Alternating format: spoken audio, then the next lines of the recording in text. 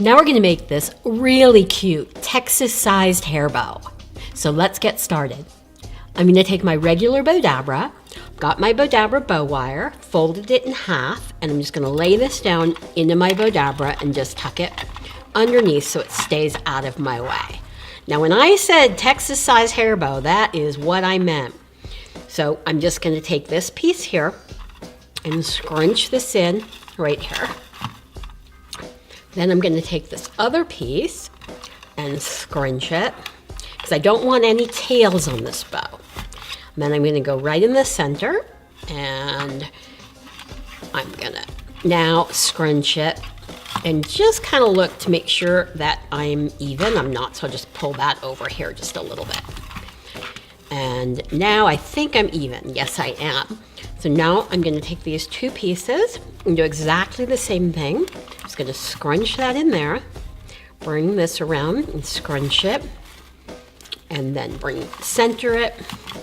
And we're gonna do exactly the same thing. First, you know what I'm gonna do is take my wand and just scrunch that all down. Then take this piece here. So all we're doing is making it like we do our boutique bows in the mini Bowdabra. And we're using the big Bowdabra, so we're Texas sized.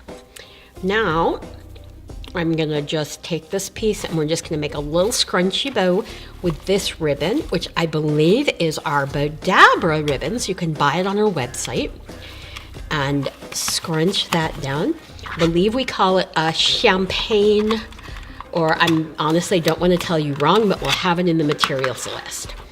So now I will take my Bowdabra bow wire. I'm gonna pull this through here. I think I'm gonna pull it through here, through my salute knot. Scrunch it down, pull it really tight while it's still in the Bowdabra. Pull it out. I'm gonna separate the ends.